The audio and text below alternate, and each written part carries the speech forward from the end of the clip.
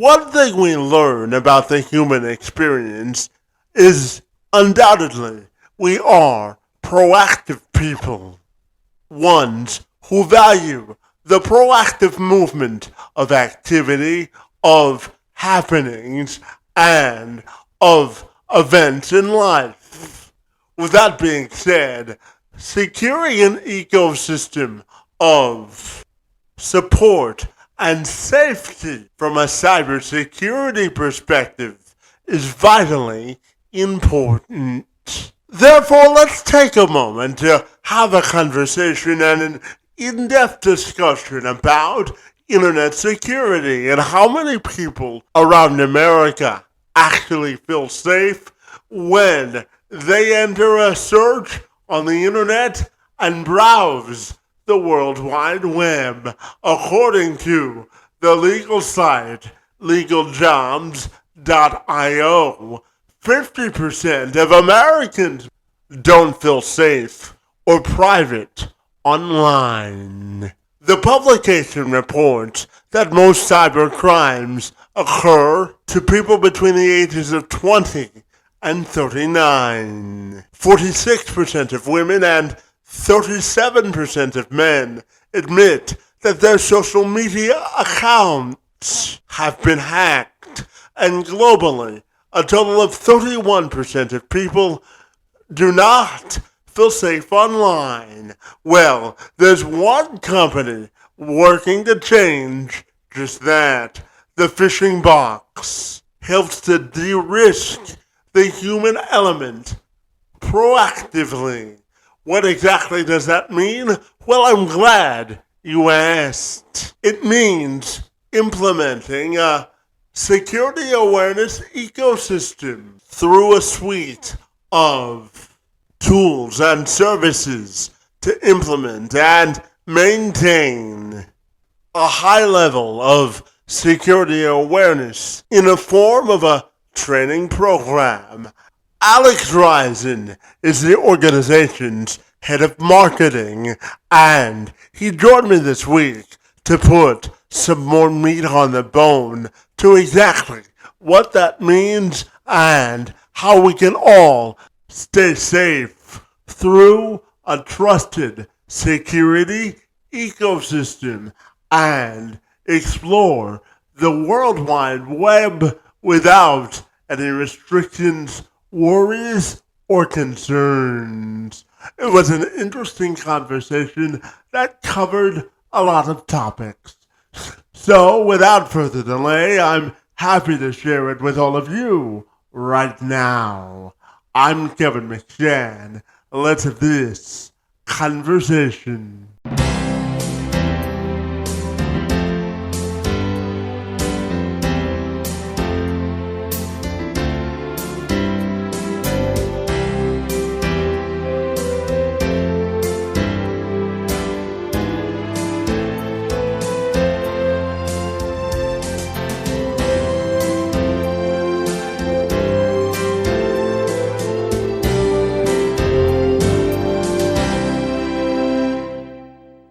I started my conversation with Ryzen by asking him to put into context exactly what it means to de-risk the human element proactively. Yeah, no, it's really about just amplifying the need for cyber training and education. That's what's driving us every day. We're here to help create a safer, more secure digital landscape for our customers. And the only way that we really, feel like you can do that is, of course, through a bunch of, systems and administrative and technical controls, but also, from the training perspective, you can just really make an empowered workforce and your employees and really everyone. If you're able to train and learn, you can become aware of the cyber threats and risks that are, out there and targeting the human element of business and also our day-to-day lives, right? I mean, on a personal aspect, even, beyond what we do from, our normal working hours. Yeah, absolutely. And, Alex, you brought something up that I find interesting. You talk about an empowered workforce, my friend, and I work with businesses to amplify their hiring of folks with disabilities because I was born with cerebral palsy. Cerebral palsy. So it's a passion project of mine. So how do you think we can create more empowered workforces, my friend? I'm curious to get your thoughts there as well. Yeah, I think the biggest way is really getting to know your employees, right? What makes everybody tick? We're all different. That's what kind of makes us, an interesting, a dynamic workforce. Is that you can bring people together from different backgrounds, different interests, different skill sets, right? And there's still a way to make sure that everybody is involved with that conversation. So, you really, at first, you just have to get to know your employees. It's tough sometimes, in the world of business, it's spreadsheets, numbers and columns, and right, you're trying to balance the spreadsheets, whether it's from a true budgetary standpoint, from a financial standpoint, and sometimes it's just where you need to be in order to be viable. A lot of organizations obviously are for profit, and that's what we do. But at the end of the day, we have people working for us, and we also sell to people from a marketing and sales perspective. So just getting to know your customers and getting to know your own employees, it's really an opportunity to expand and figure out what makes them tick so that you can deliver that for them. Yeah, absolutely. And Alex, I was so excited to talk to you, buddy, today because I know you have a background in television and corporate communications, and as a journalism major myself, my friend, I always love talking about communication. So I'm curious to ask you, how do you think communication has evolved from a corporate perspective, and how often did you draw on your communications background for the work that you do today? It's every day. I think a lot of times journalism and just the importance and the impact that storytelling can have kind of falls by the wayside. Again, there's a lot of talk about AI, all these different tools that we have at our disposal, and can we automate this, and can we make this easier, right? Everybody wants to try to make things easier, and while that's great to utilize those tools to allow us to make some things easier, it should allow us to expand and be able to do more work, right? And so without the ability to connect with your customer, without the ability to connect with your employees, like we were just talking about, and craft that compelling story of what you're bringing to market from a product and service standpoint, it's difficult to be able to connect. And so you're trying to always make that connection, or else it's not going to land. And I think that, it's difficult as a company, if you're from a marketing perspective, if you're trying to deliver a message that doesn't resonate with your target audience, or you think that it resonates, but you're not in tune with that customer base, then it's just not going to land, right? And it's not necessarily that you don't have a good business model or you don't have a good product, but the power that storytelling brings to that can really make sure that it's delivered effectively and efficiently. And it's really tough, to be in business if you can't do that. Yeah, absolutely. And Alex, I'm also curious to ask you about message building and really building messages that resonate with people, because people's attention spans are not all that long these days. So what do you think is the key to effective message building? Because it's a real art form, isn't it? Yeah. When you're trying to build that message, typically for us in business, right, from a marketing perspective and for our sales team, the biggest thing we have to do is remember that typically we're trying to solve a customer's problem, right? And so how do we build that message to make sure that what product and or service that we're providing is solving that problem for them? And even if it doesn't solve a problem, right, if it can just mitigate the problem, I think that can help. And I'll give you an example from a previous job at Big Ass Fans. The biggest thing that we were able to do, right, is not necessarily make anybody's job easier on the industrial manufacturing standpoint. We're talking about blue collar workers who are in a manufacturing facility, on the production line every single day, their entire shift. It's not going to make it easier, right? The hard work that they're doing is still hard work. But what it can do, maybe is try to provide a little bit of comfort while they do that job. And so by doing that, maybe it does become a little bit easier, or at least, again, more comfortable. And so you're just trying to always find how do we build that message that makes sense and resonates and allow it to compound? And again, it's not easy. And I think it does take a certain skill set to be able to craft that story and to do it well. And in this day and age, you mentioned attention spans. You got to do it concisely, right? The shorter, the better. If you can hit a home run out of the gate, go ahead and do it.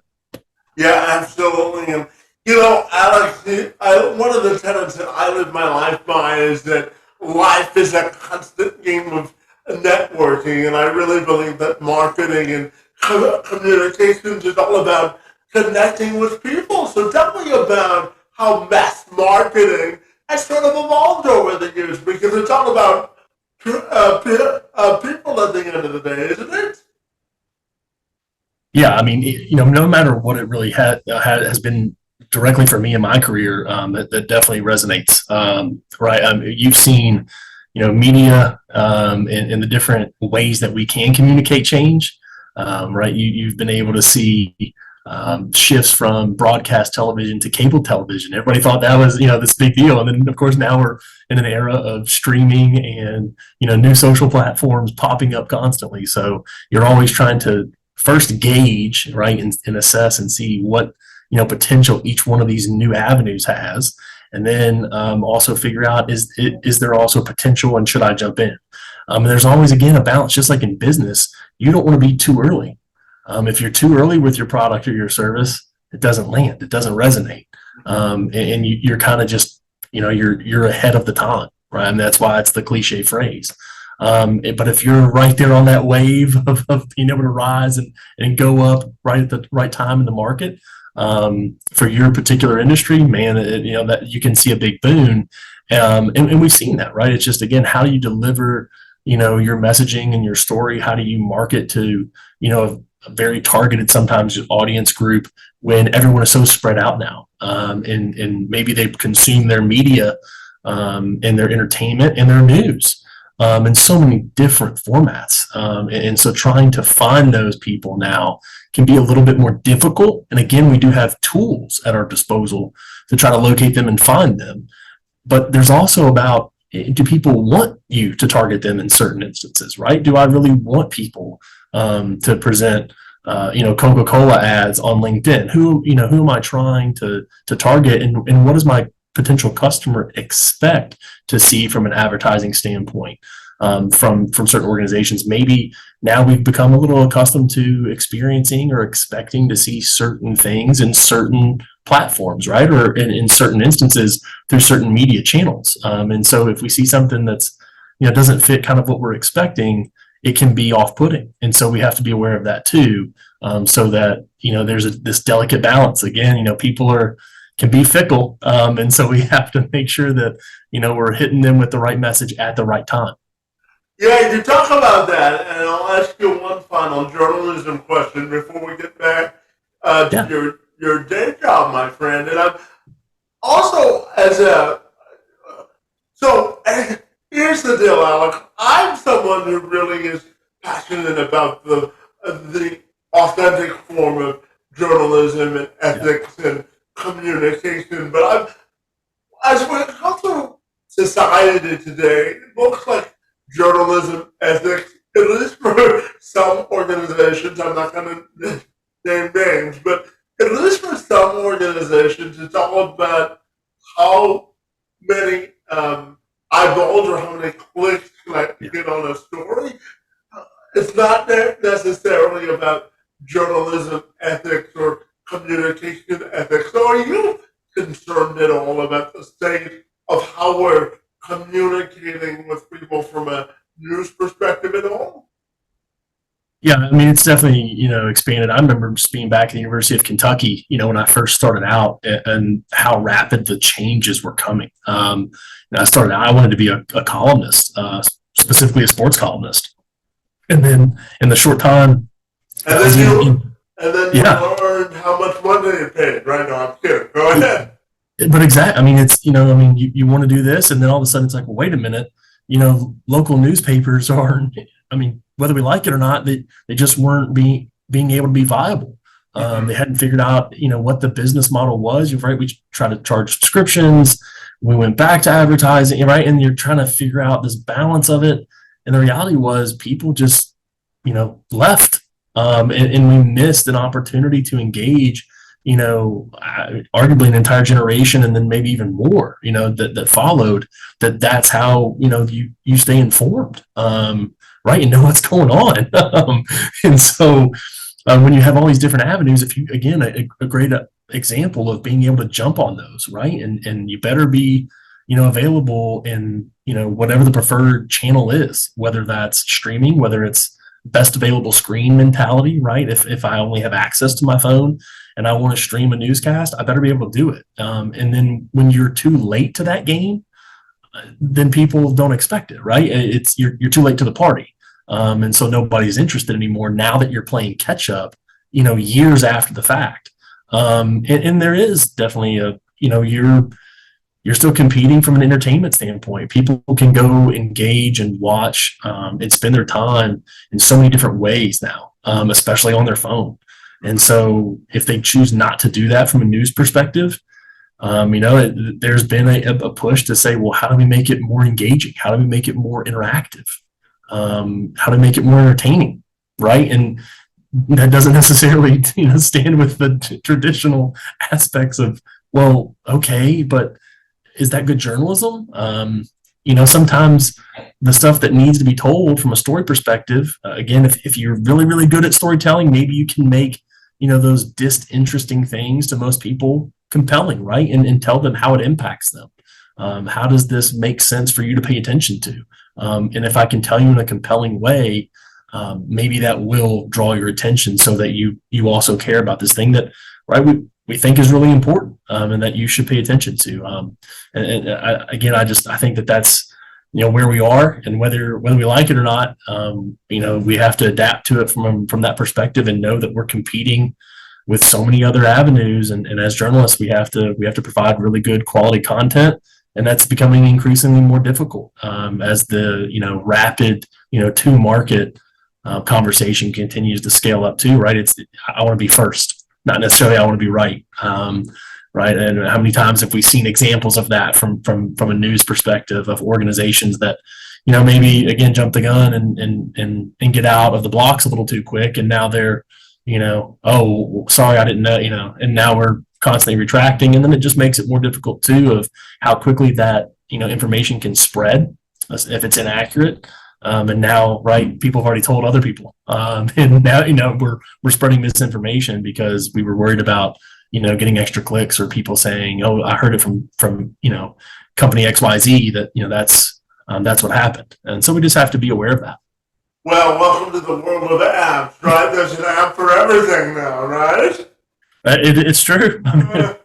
Yeah, absolutely. No, I want to get back to talking about your day job and really security awareness ecosystems, because I know that's a big part of what you do to help influence companies and hope they deliver on their mandate. And I know that's part of your mandate as well. So tell me about security awareness ecosystems and why it's so important for the work that you guys do at the Pushing Box, my friend. Yeah. Well, like we were talking about earlier, Kevin, it's all centering on education. The more access you have to information and the quicker that you can have your stakeholders become aware of the way that cyber criminals are preying on our human nature and exploiting us, it just makes it so much easier, for a hacker or a scammer, to be able to infiltrate an organization if they can, take advantage of the human element. And so I think that's the biggest thing that, we're always trying to fight is how do we get, ahead of, the cyber criminals. AI, again, is another tool that, a lot of people are investing a lot of time, energy, effort, and resources in to do really good stuff, to try to create, optimized ways of doing things. And at the same time, of course, with any good tool that comes to market, that there are people looking to utilize it for malicious things. Right. And then, I have some, nefarious, schemes that I'm crafting. And so it becomes really scary and difficult to navigate, what is real and what's fake. And potentially that fake thing is malicious and looking to, prey upon our human nature to do something like, maybe it's an email that's not actually a phishing link anymore, but it's telling us to, call this support number, and it looks legitimate. And when we call the support number, it even runs us through a phone tree, right? And puts us on hold. I mean, what more realistic thing could you get than being put on hold for a little bit? And then somebody comes in and goes, hey, yeah, it looks like there's suspicious activity on your credit card. And can you confirm your card number and, the expiration date and your name? And so you provide those details thinking, maybe this whole thing was legitimate. The email looked like it was from my credit card company, and you go down this path and you don't realize that the whole thing was, a farce. And so now you've given out, really private information. So we just want to make sure that people are aware of those threats and the risk that unfortunately are looking to target us, at our most unsuspecting moments. Yeah, absolutely. So what are some ways people can really protect themselves against those sort of advertisements or threats that they may encounter? What are some ways they can really protect themselves, my friend? Yeah, in addition to all the systems that we try to put in place in the companies that we use, right? Everybody has a cellular device, a mobile device, right? That we use, and so companies like Apple and Samsung and Google and Microsoft and all those people are putting in barriers and safeguards that are flagging things that are automatically looking suspicious, right? Is there something suspicious about this IP address? Have we seen this before?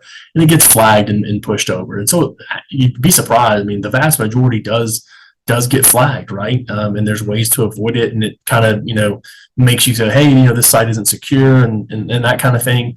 But there's always ways around it, right? There's always going to be that loophole. And so, you can really truly only avoid it by being aware that it exists. So it used to be that like HTTPS, right?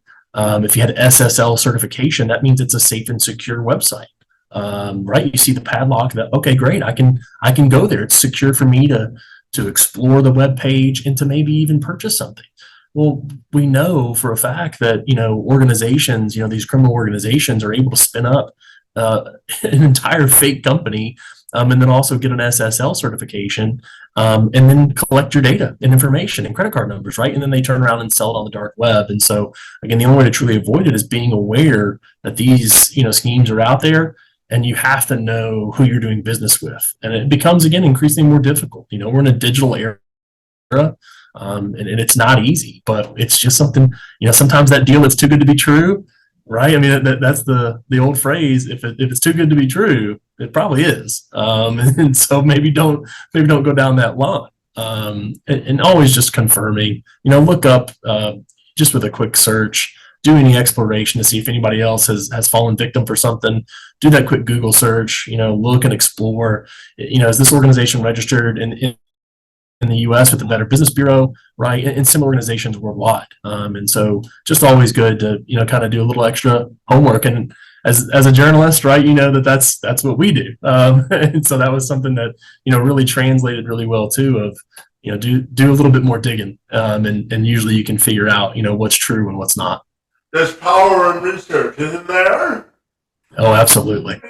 Absolutely, my friend. And I'm also curious to ask you, I think that we talked about this a little bit earlier, but I'll ask you in this context. There are so many different ways to gain people's attention and really get them invested in something in today's society. So from a marketing and communications standpoint, Alex, I'm curious to ask you, what do you think is the best strategy to retain and attract customers today? So what are your thoughts there?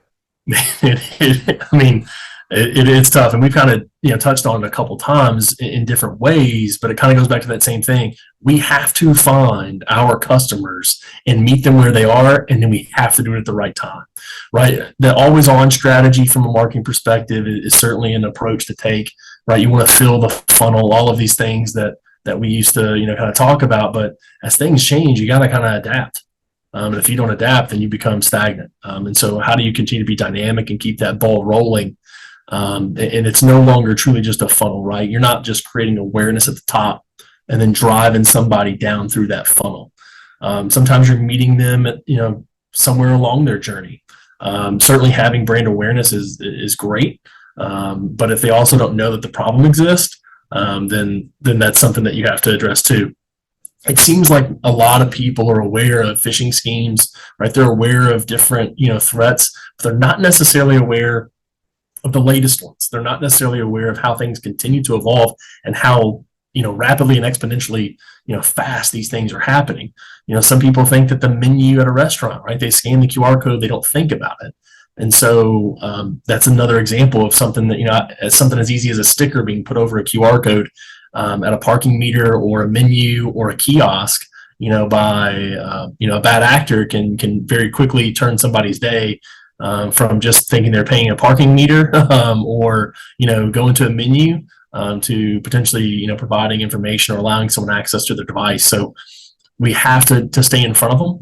And sometimes, again, that might be right there in that moment. Maybe an advertisement that's right there to get their attention, makes them think about it. And then that's how we can capture and command the attention for the problem that does exist, which is the risk, and then also make them aware of our brand and the solution that we provide at the same time. And again, it's just, there's so many different avenues. You have to try to figure out how to get in front of people and how to find them. And sometimes it's the needle in the haystack mentality.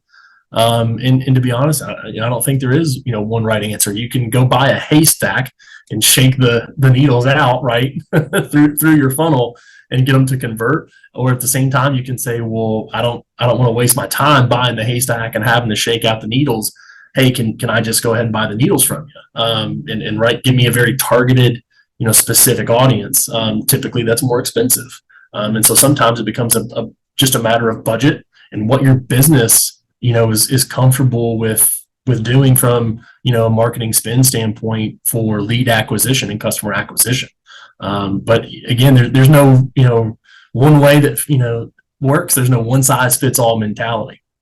Yeah, speaking of that point, Alex, there's a mantra in my office that says that there's strength and diversity of thought, my friend. So I'm curious, from a marketing perspective and from your own personal perspective, how do you value inclusion when we're talking about a marketing message? Yeah, again, if you are too narrow in a message, right, and it's so targeted, then you miss, right? You're missing potential for an entire audience. And so making sure that the message that you're putting out there from a marketing perspective and even, a communication perspective, making sure that this, sometimes maybe it's just a catchphrase or one line, right? I mean, you've seen a billboard. How can I appeal, to the widest possible group of my potential customers? And how can I make sure that I deliver that message so that it's not, putting them off to the side, so that it's not missing the mark on making sure that we don't automatically miss out on a potentially, large segment of our potential customer base. And so you have to make sure that you do that from the start, right? Because if you're off put out at the beginning, or they didn't, appeal to, the specific problem that you had out of the gate, the whole message gets muddy and I don't even come in, even though I might see future messages and future marketing attempts targeting me. So it's just really important to make sure that you do it out of the gate.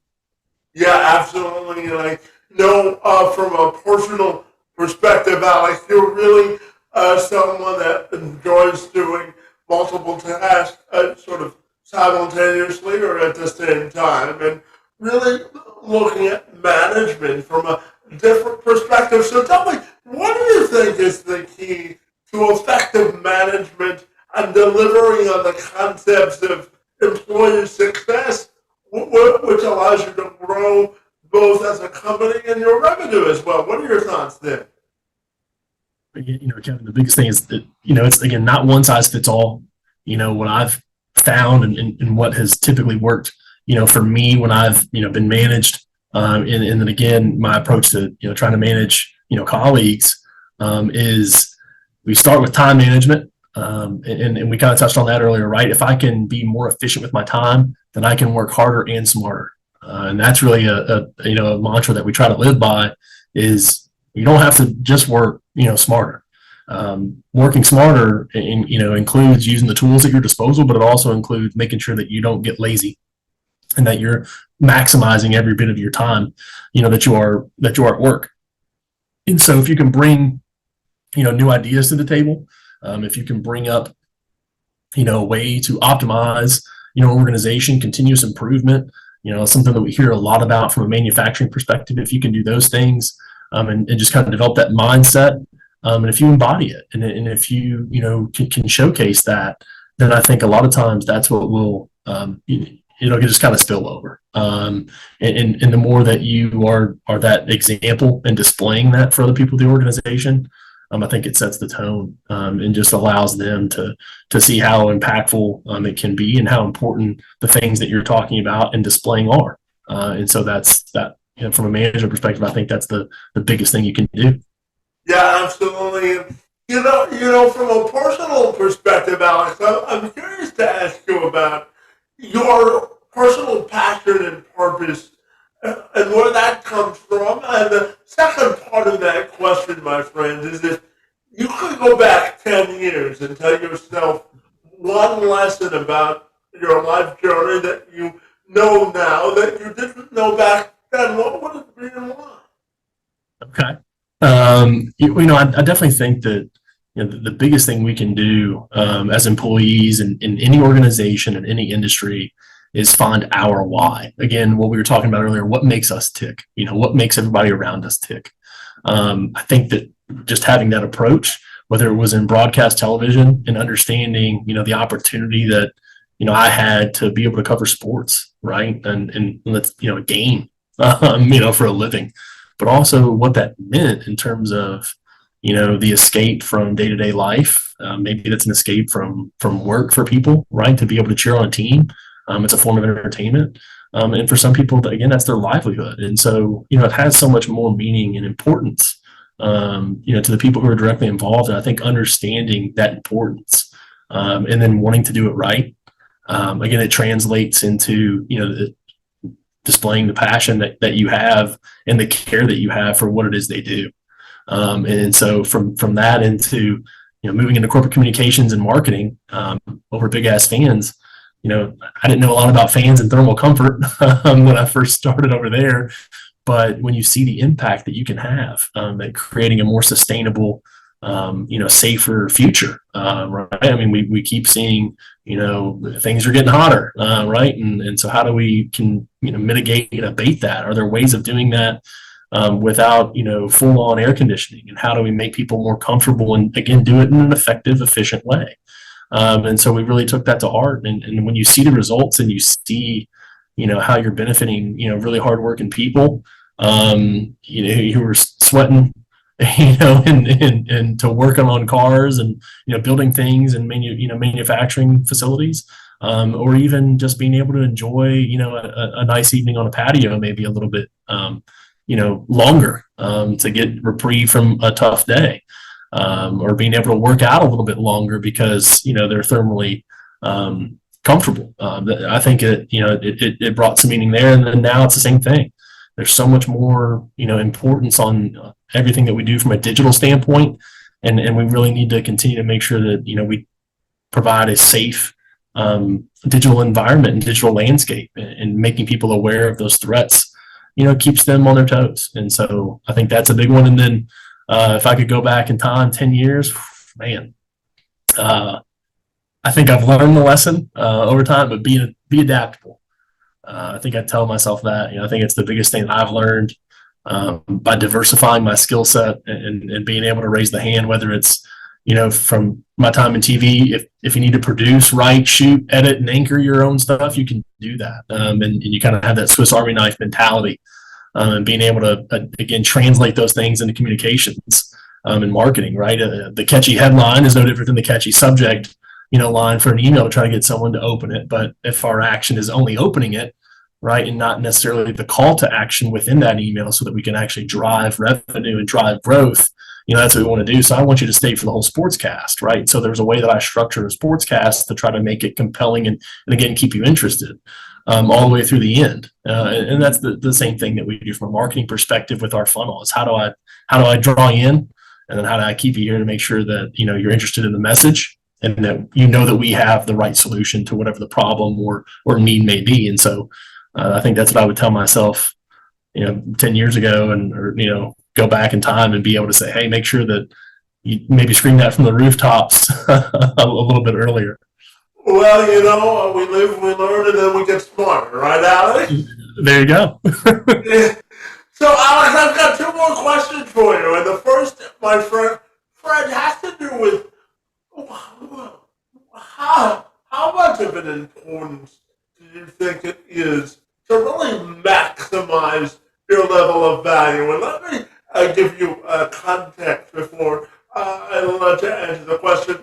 Because, I believe that life is an infinite opportunity to make a difference, and we're all sort of put on Earth with a deck of playing cards, and we have to stack sort of a deck of playing cards in the direction that we want our lives to go. So I'm curious to get your perspective on what it means to maximize your level of potential, and why is today the greatest day to make a difference in your view? What are your thoughts there?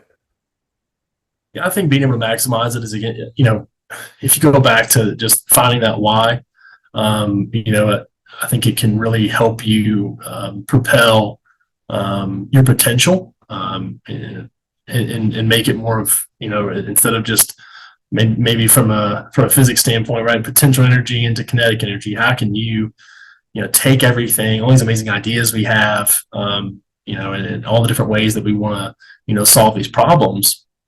How can we actually make them, real? And I think that the quicker we're able to figure out, what it is that we're trying to do, and what makes us tick. Do we like making people happy? Do we like making, people, more comfortable? Do we like making them, think that, hey, this is making my life a little bit easier. So maybe I can, work hard doing something else, and maybe that allows me to chase my dream and my passion. I think that maybe if you can do that a little faster, if you can get to that and kind of hone in on what makes you go, and it's not necessarily easy. I think it can take people, like you just said, you live and learn, and you try to figure out, well, maybe that wasn't quite for me. Maybe this wasn't quite for me, and at some point you get to, hopefully that point where you go, this is it, right? And you just know it. And sometimes it can be tough to explain. Why is it that this particular, job or this particular industry or, this particular thing I'm doing, really brings great joy and satisfaction to me. Yeah, absolutely. And talking about satisfaction, my friend, my final question for you, Alex, has to do with your own personal and professional legacy and how you want that to be defined. Oh man, you can't control what other people, might think. Hopefully, at the end of the day, from both standpoints, personally and professionally, I'd be able to say that I did everything I could and that I wanted to do. Right? Did I bring everything I had, to the table every day? Did I try to check a few boxes? I don't know if you remember Jim Valvano, right? NC State coach. Once upon a time, when battling with UNLV and everything, and there was just this whole point of, if you live, a full life, you basically do three things every day, and if you can, laugh, cry, and smile, then you've kind of done everything, right? And so I think that's maybe one of the biggest things is, are you making your days full? And if you're able to say that, then I think it's a pretty good legacy to leave behind. Yeah, absolutely, my friend. And finally, tell me, if people want to get connected with you personally or the Pushing Box, my friend, what's the best way they can do that? Yeah, you can check me out on LinkedIn. Pretty easy to find. It's just the name. It's Alex Risen. So it's an easy way to get to me there. That's something I check fairly frequently, so it's pretty easy. And then fishingbox.com for any of the cybersecurity training and awareness needs. It's a really easy website to remember because everybody knows fishing. Spell with the PH, not like you're out fly fishing with a rod and reel, but fishingbox.com. and then you can just fill out the demo form there, and we'll get you connected with somebody who will be able to, walk you through the steps and kind of tailor and customize something that's, fit for what you need in your organization. Well, fabulous, Alex. As an old journalist myself, my friend, I circled this one on the calendar, and I have to tell you, buddy, you didn't disappoint. So I really want to thank you for bringing your energy and enthusiasm to our conversation about security on the internet and life, liberty, and everything in between, my friend. Your work in the space and time on my behalf is most appreciated, and I want to thank you for being here today. Thank you so much for having me, Kevin. I appreciate it, man.